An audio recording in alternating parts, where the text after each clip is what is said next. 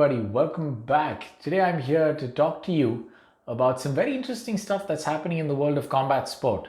So across the fight game, not just UFC, not just the MMA, there's some interesting stuff happening. So let's get right into it. First up on my list, of course, is UFC International Fight Week. It's an event that's going on right now. There's supposed to be 2 days of in-person interactions with fans in Vegas, and that, of course, culminates in the 266 pay-per-view card. We've done a breakdown of not just the main card, but the undercard as well. So do take a look. The link is in the description below. Let us know what you think. Should get you pumped up for all the action and give you everything you need come fight night. But Saturday is not just big because of the UFC event. We actually have some other action going on as well.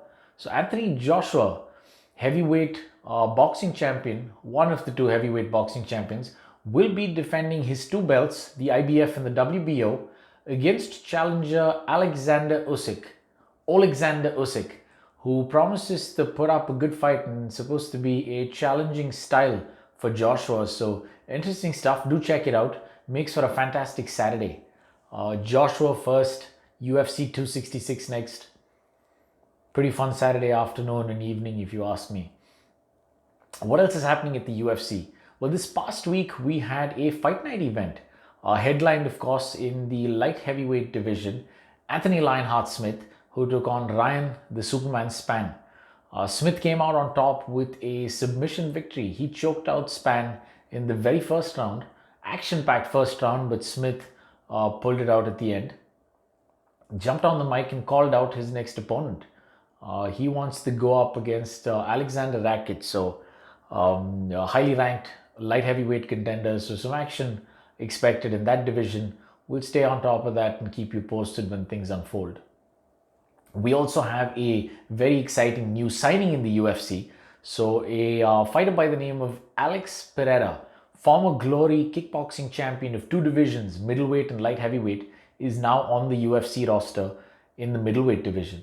The reason this is making waves is because he's one of the few men who can claim to have a win over the current champion, the stylebender Israel Adesanya.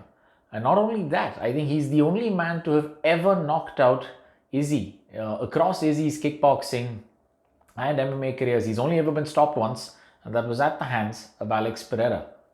So that's another interesting development. Let's see how the middleweights react and how Izzy reacts to that. We'll stay on top of that. We'll bring that information to you when it unfolds.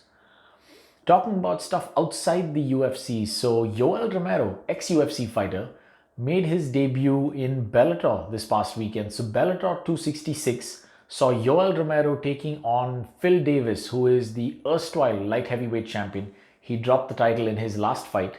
And when Yoel's making his debut, they gave him to Phil Davis. And surprisingly enough, Yoel came up short. He could not cut it with Phil Davis. So Phil Davis is a wrestler himself. Doesn't have the credentials that Romero does, but he beat Romero on the feet. He took Romero down multiple times. Just goes to show there are guys out there, fighters out there, which are very, very good, and is no longer a question of, the UFC first and then who's next.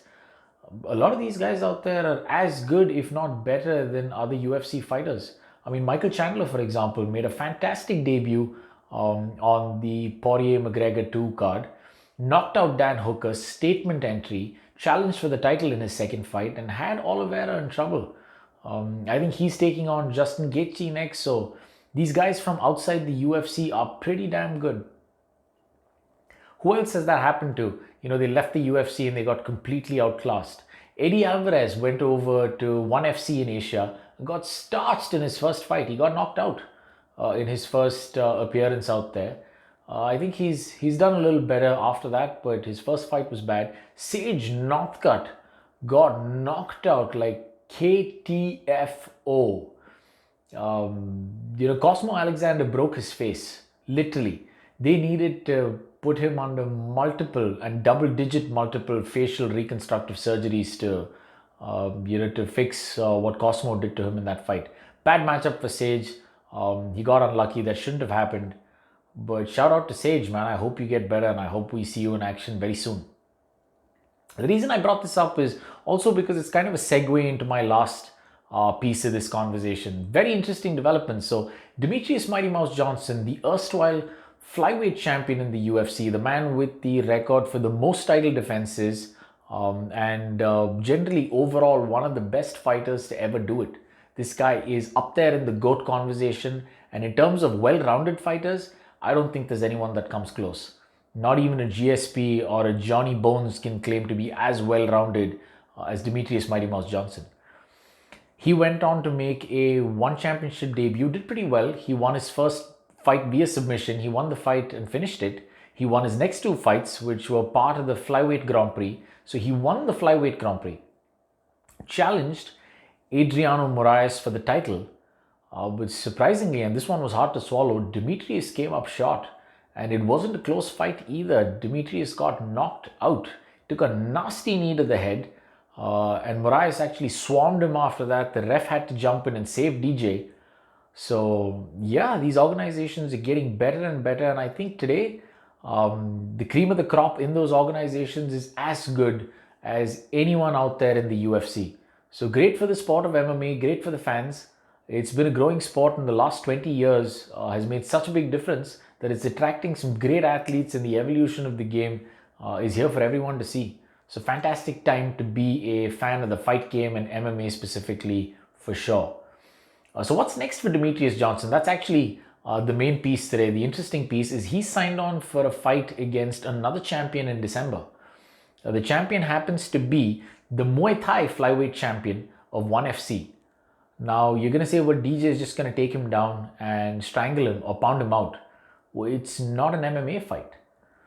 Now then you think if it's a Muay Thai fight, then that's definitely not fair, because Rodtang Jitmuanong, who is signed on to fight DJ, has 250 plus wins in Muay Thai. He's been doing the same sport since he was 8 years old, dedicated to that one discipline, that one martial art all his life. But here's the catch, it's not a Muay Thai fight, at least. I mean, it starts as one. So they're calling it a special rules fight, 4 rounds, 3 minutes each. 1 round, you start on the feet, 4-ounce gloves, Muay Thai rules. Second round, you go to MMA rules. So you now bring in the grappling exchanges, the ground game, all of that stuff. Then you go back to Muay Thai for round 3, and then you finally finish the 4th round with the MMA rules again. It's a bit of a freak show. It's pretty ridiculous when you think about it, but I'm excited. It's going to be, at the very least, a pretty entertaining spectacle to behold. So I'm pretty excited for this, and I hope you are too. I'll leave some links in the description to all the events that we've just discussed. Check them out and like the channel, subscribe, follow. Please keep an eye out for more content. We're going to keep coming up with some great stuff for you, interesting stuff. Thank you for listening. I'll see you in the next video.